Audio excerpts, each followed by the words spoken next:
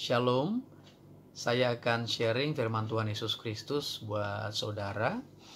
Nah, dimulai dari pertanyaan ini, mengapa Yesus harus mati di atas kayu salib? Nah, ini bicara tentang cara matinya Tuhan Yesus Kristus. Nah, saya akan berusaha menjelaskan dari firman Tuhan. Di dalam Galatia 3 ayat 10, dikatakan demikian, karena semua orang yang hidup dari pekerjaan hukum Taurat berada di bawah kutuk. Sebab ada tertulis, terkutuklah orang yang tidak setia melakukan segala sesuatu yang tertulis dalam kitab hukum Taurat. Jadi, mengapa orang bisa kena kutuk? Karena dia tidak setia melakukan perintah-perintah Tuhan, aturan-aturan Tuhan, ketetapan-ketetapan Tuhan. Nah, itulah yang menyebabkan orang mengalami kutuk dalam kehidupannya. Nah, apa yang terjadi kepada orang yang kena kutuk? Pertama dijelaskan di dalam Matius 25 ayat 41, di akhir zaman nanti orang yang terkutuk akan dimasukkan ke dalam api kekekalan, di mana ada iblis di dalamnya, artinya akan binasa. Nah, yang kedua di dalam Ulangan 25 ayat 15 sampai 46 dijelaskan keadaan orang yang terkutuk selama mereka hidup di bumi. Nah, dikatakan pertama, mereka tidak akan mengalami hal yang baik dalam hidupnya. Mereka gagal dalam pekerjaannya. Mereka mengalami penderitaan dalam konteks orang Israel. Ketika mereka tidak diberkati Tuhan, maka Tuhan akan izinkan bangsa-bangsa lain, bangsa Moab, bangsa Amon, bangsa Amalek, kemudian bangsa Palestina, Aram untuk menyerang mereka, bahkan menghabisi semua persediaan makanan mereka, bahkan sawah ladang mereka mau akan dihabisi oleh bangsa-bangsa lain.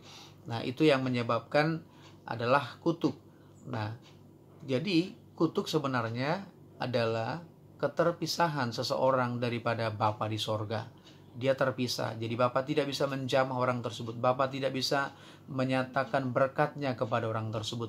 Bahkan Tuhan tidak berkuasa untuk menolong orang tersebut. Nah, pertanyaannya kemudian adalah bagaimana kita bisa lepas dari kutuk? Apakah kutuk bisa kita bayar dengan uang kita? Apakah kutuk bisa kita tebus dengan kemudian kita berbuat baik sebanyak-banyaknya? Menurut Alkitab itu tidak bisa kita lakukan, karena kutuk hanya bisa dibayar oleh Yesus Kristus di atas kayu salib. Jadi hari ini ada kabar baik buat kita. Di dalam Galatia 3 ayat 13, firman Tuhan berkata demikian, Kristus telah menebus kita dari kutuk hukum Taurat dengan jalan menjadi kutuk karena kita. Sebab ada tertulis, terkutuklah orang yang digantung pada kayu salib. Jadi Yesus rela menjadi kutuk demi kasihnya kepada kita. Padahal Yesus apa? Yesus anak Bapa. Yesus mulia. Yesus benar, tidak ada kesalahan dalam hidupnya. Tidak pernah melakukan dosa.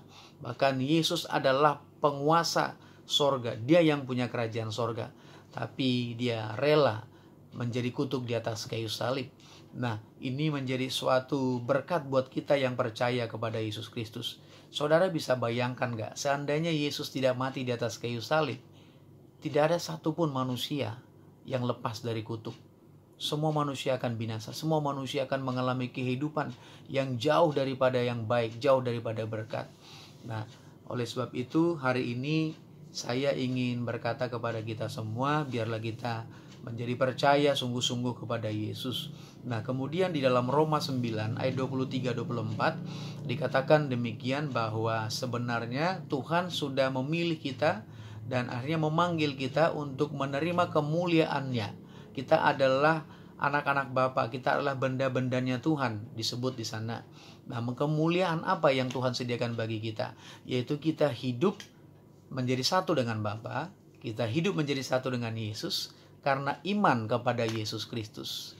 Nah, di dalam Yesus Kristus maka dikatakan kita juga menerima di Galatia 3:14, yaitu janji-janji Bapa kepada Abraham karena Yesus Kristus, supaya kita apa janji Bapa kepada Abraham, yaitu Abraham akan menjadi berkat buat bangsa lain. Abraham sangat diberkati. Demikian juga Tuhan janjikan yaitu keturunan kepada Abraham, dan kita akan menerima itu karena Yesus Kristus. Jadi buat kita semua yang percaya kepada Yesus, apa arti salib buat kita? Yesus disalibkan supaya menjadi bukti bahwa kita telah bebas dari kutuk. Kutuk tidak berkuasa atas kita. Kita sekarang adalah anak-anak Bapa yang diberkati Tuhan. Kedua, bahwa salib itu adalah panggilan kita untuk menerima kemuliaan Bapa.